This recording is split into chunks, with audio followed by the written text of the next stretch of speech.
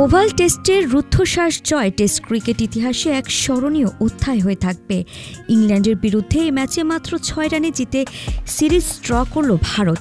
আর সে জয়ের নেপথ্যের নায়ক মোহাম্মদ সিরাজ।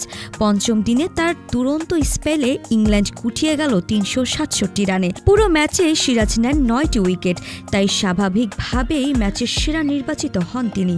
তবে ম্যাচ শেষে একটি ঘটনায় সিরাজের ব্যক্তিত্ব এবং আদর্শকে আরও উজ্জ্বল করে তোলে। England and Wales cricket board match সেরাদের সম্মানে শ্যাম্পেনের বোতল উপহার দিয়েছিল, কিন্তু সিরাজ তা গ্রহণ করতে অস্বীকার করেন, কারণ ধর্মীয় বিশ্বাসের কারণে তিনি মদ্যপান করেন না এবং মদের কোনো উপহারও গ্রহণ করতে চান না। এই দৃঢ় অবস্থানেই উঠে আসে তার বিশ্বাস এবং আদর্শের প্রতি শ্রদ্ধা। ওয়ালটন এখন দেশের সীমানা পেরিয়ে পৌঁছে গিয়েছে ৫০টিরও বেশি দেশে। ওয়ালটন, ঘরে ঘরে বিশ্বজুড়ে। এই টেস্ট সিরিজে সিরাজ ছিলেন ভারতের সবচেয়ে পরিশ্রমী এবং ধারাবাহিক বোলার। ৫টি ম্যাচে তিনি করেছেন ১৮৫.৩ ওভার বল, নিয়েছেন সর্বোচ্চ ২৩টি উইকেট। ক্লান্তি, ছাপ, ফিল্ডিং সবকিছুকে জয় করে তিনি বারবার বল হাতে ভারতকে এগিয়ে দিয়েছেন।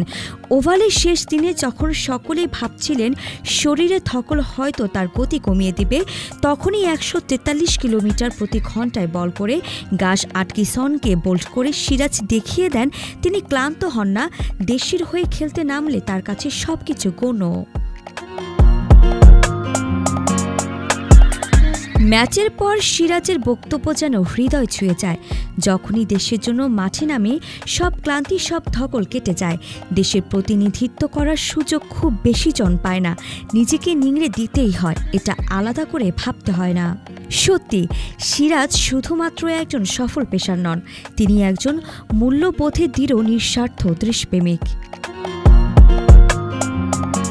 আরিফা জাহান প্রিনন, বিডি আর্কাইভ।